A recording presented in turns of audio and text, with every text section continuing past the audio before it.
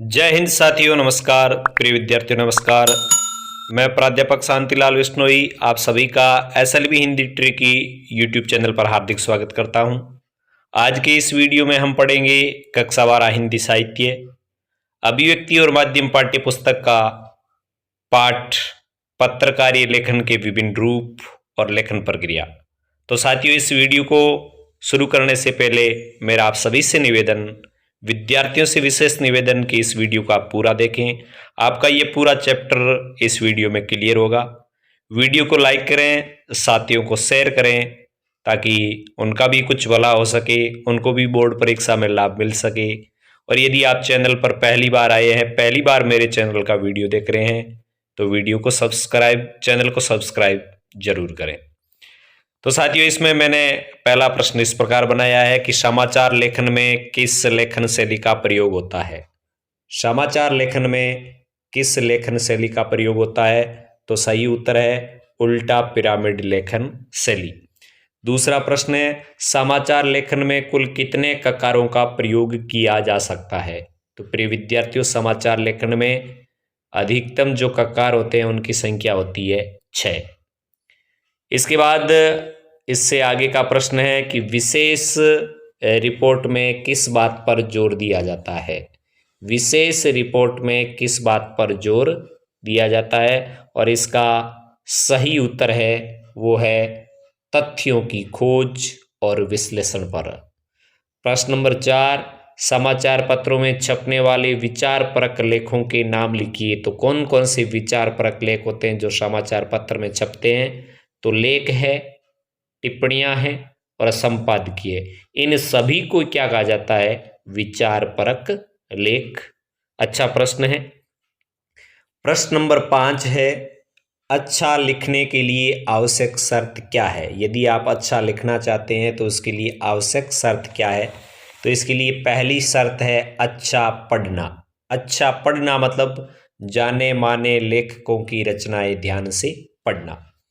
इसके बाद बहुत ही महत्वपूर्ण प्रश्न आया है कि आमतौर पर पत्रकार कितने प्रकार के होते हैं? तो आमतौर पर पत्रकार 3 प्रकार के होते हैं। छोटा प्रश्न पूछा जा सकता है खाली जगह का। और उसमें कौन कौन से होते हैं? पूर्णकालिक पत्रकार, अंशकालिक पत्रकार और फ्रीलांसर पत्रकार, जिसको कहते हैं स्वतंत्र पत्रकार। इसके बाद अच्छा प्रश्न और है कि फ्रीलांसर पत्रकार किसे कहते हैं? फ्रीलांसर पत्रकार कौन होता है? जैसा कि नाम से विदित है, वो फ्री है, उस पर कोई बंधन नहीं है। तो वे पत्रकार जो खास अखबार से संबंध नहीं रखते हुए, किसी एक अखबार से उनका संबंध नहीं होता है और वेतन के आधार पर स्वतंत्र रूप से अलग अलग अखबारों के लिए लिखते हैं, उन्हें फ्रीलांसर पत्रकार कहा जाता है। यहाँ पे बीच में खाली जगह जो ज़्यादा छूट गई है, इसको आप खाली जगह नहीं माने। तो वे पत्रकार जिनका किसी एक अखबार से संबंध नहीं होता और भुगतान के आधार पर, पेमेंट के आधार पर, वेतन के आधार पर स्वतंत्र रूप से अलग अलग अखबारों के लिए लिखते हैं, उन्हें फ्रीलांसर पत्रकार कहते हैं। मैं फिर कहूँगा बहुत ही महत्वपूर्ण प्रश्न है। प्रश्न नंबर 8, पत्रकारिता और सृजनात्मक साहित्य में मूलभूत अंतर क्या है? तो इनमें मूलभूत अंतर है कि पत्रकारिता में तथ्यों पर जोर होता है, जबकि सृजनात्मक साहित्य में कल्पना का अंश भी हो सकता है, जिसका पत्रकारिता में कोई स्थान नहीं होता। मतलब पत्रकारिता में कल्पना नहीं हो सकती, साहित्य में कल्पना हो सकती है। संवाददाता किसे कहते हैं? कौन है संवाददाता? तो किसी अखबार में समाचार लिखने वाले पूर्णकालिक और अंशकालिक जो पत्रकार होते हैं उन्हें कहते हैं संवाददाता। अच्छा प्रश्न है। समाचार लेखन की सबसे लोकप्रिय शैली कौन सी है? बहुत ही महत्वपूर्ण प्रश्न है, वेरी वेरी इंपॉर्टेंट, और इसका उत्तर है उल्टा पिरामिड लेखन शैली। प्रश्न नंबर 11, कथा और कहानी लेखन में क्लाइमैक्स कहाँ आता है? तो क्लाइमैक्स आता है कथा और कहानी के बिल्कुल अंत में, जबकि समाचार लिखने में जो उल्टा पिरामिड शैली है उसमें क्लाइमैक्स है वो आता है प्रारंभ में। कहाँ आता है? प्रारंभ में, जबकि कथा और कहानी में आता है अंत में। समाचार लेखन में प्रयुक्त होने वाले 6 ककार कौन कौन से हैं? तो ये 6 ककार है क्या, कौन, कहाँ, कब, क्यों और कैसे। तो ये 6 ककार हो गए। इसके बाद इससे आगे का प्रश्न है, समाचार के इंट्रो, इंट्रो को मुखड़ा भी कहते हैं, इंट्रो में आमतौर पर कितने ककारों का प्रयोग होता है? तो इंट्रो में 4 ककारों का प्रयोग होता है। इंट्रो में 4, क्या, कौन, कब और कहाँ। अब इसके अलावा जैसे ऊपर हमने पढ़ा कि कैसे है या क्यों है, कैसे और क्यों है इनका होता है समापन में प्रयोग। समापन है उसमें होता है क्यों और कैसे का प्रयोग। इसके बाद प्रश्न नंबर 14 है, अच्छा है, फीचर क्या है? कोई पूछ ले आपसे फीचर क्या है, तो फीचर एक सुव्यवस्थित, सृजनात्मक और आत्मनिष्ठ लेखन है। फीचर लेखन का प्रमुख उद्देश्य क्या है? क्यों लिखा जाता है फीचर? तो पाठकों को सूचना देना, शिक्षित करना एवं उनका मनोरंजन करना एक फीचर का उद्देश्य है। प्रश्न नंबर 16, एक अच्छे फीचर के लिए आवश्यक शर्त क्या है? इसको और को आप काटते हैं यहाँ पर। एक अच्छे फीचर के लिए आवश्यक शर्त क्या है? तो एक अच्छे फीचर के साथ फोटो, रेखांकन और ग्राफिक्स का होना एक अच्छे फीचर की आवश्यक शर्त है। यानी फीचर यदि जो लिखा है उसके साथ में उससे संबंधित कोई फोटो हो, रेखांकन हो या कोई ग्राफिक्स हो तो वो एक अच्छा फीचर माना जाता है। प्रश्न नंबर 17, फीचर लेखन के प्रमुख प्रकार बताइए। तो फीचर लेखन के प्रमुख प्रकार कौन कौन से हैं? तो यहाँ पे आप देख सकते हैं कि समाचार बैकग्राउंड फीचर होता है, खोज परक फीचर होता है, साक्षात्कार फीचर होता है, जीवन शैली फीचर होता है, रूपात्मक फीचर होता है, इसके अलावा यात्रा फीचर होता है और विशेष रुचि के फीचर होते हैं। तो साथियों इनमें से 3 या 4, प्रिय विद्यार्थियों 3 या 4 बोर्ड परीक्षा में यदि प्रश्न पूछ लिया जाए कि फीचर लेखन के प्रमुख प्रकार बताइए तो आप लिख सकते हैं खोज परक, साक्षात्कार, जीवन शैली या रूपात्मक या व्यक्ति चित्र फीचर या यात्रा फीचर। कोई 3 या 4 लिख दें क्योंकि इतना बड़ा प्रश्न आता नहीं है। फिर है प्रश्न नंबर 18, महत्वपूर्ण प्रश्न है, विशेष रिपोर्ट क्या है? तो अखबार और पत्रिकाओं में सामान्य जो समाचार होते हैं उसके अतिरिक्त जो गहरी छानबीन, विश्लेषण और व्याख्या पर रिपोर्ट प्रकाशित होती है उसे विशेष रिपोर्ट कहते हैं। जैसा कि नाम से विदित है, विशेष मतलब कोई विशेष होनी चाहिए, चाहे वह खोज से संबंधित हो, विश्लेषण से हो या व्याख्या से हो।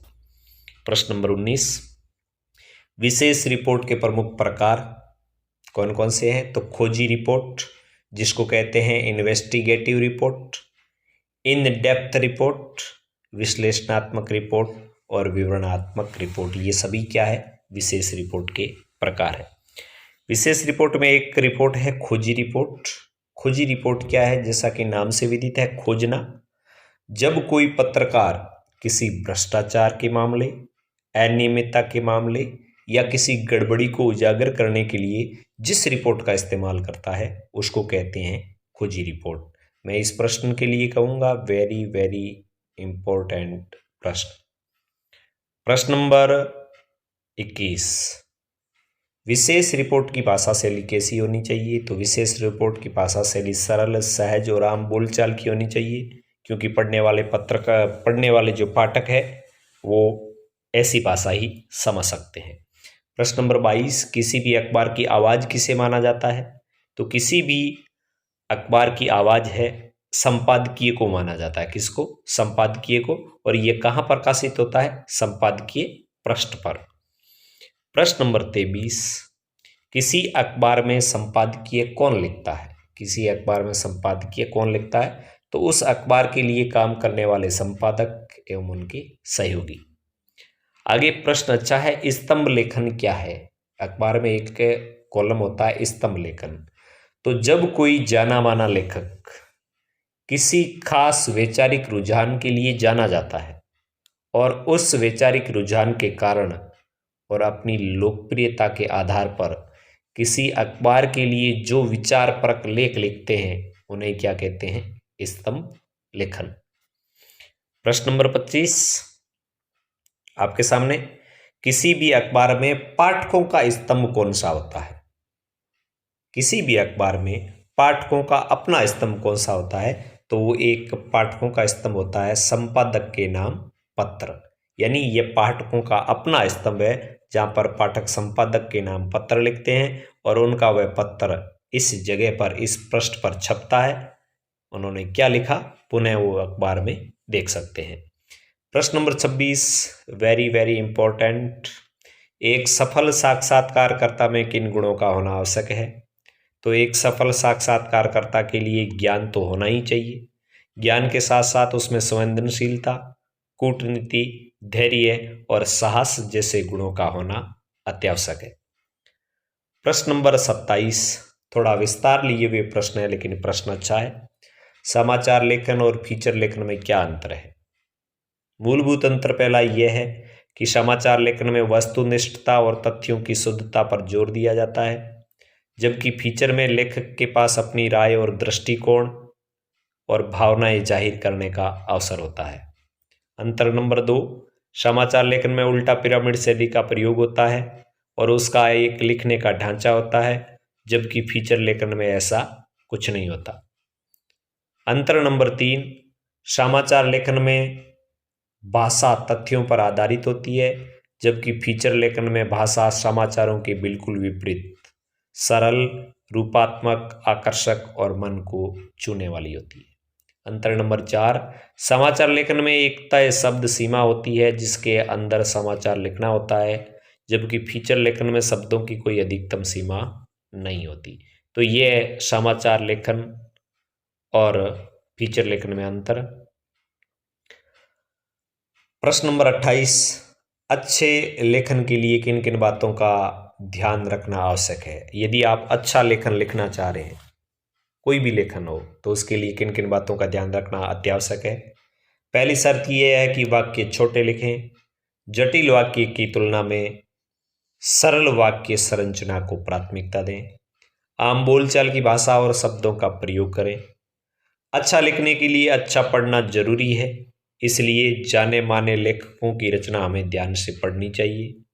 और साथ ही यदि हम अच्छा लिखना चाह रहे हैं तो हमें आसपास के वातावरण, घटना, समाज और पर्यावरण की गहरी जानकारी भी होनी चाहिए।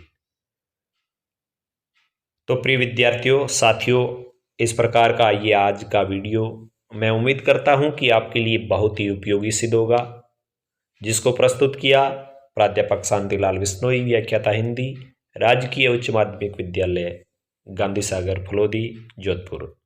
साथियों, फिर मैं आपकी जानकारी के लिए बताना चाहूँगा कि इस YouTube चैनल पर अभिव्यक्ति और माध्यम पाठ्य पुस्तक के साथ साथ हिंदी अनिवार्य और साहित्य से संबंधित सभी महत्वपूर्ण वीडियो अपलोड किए हुए हैं।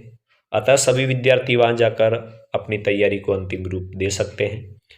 विद्वान साथियों से निवेदन है, व्याख्याता बंधुओं से निवेदन है कि आप उन वीडियो को अपने विद्यार्थियों तक पहुंचाएं, ताकि बोर्ड परीक्षा से पहले वो अपनी तैयारी को अंतिम रूप दे सके।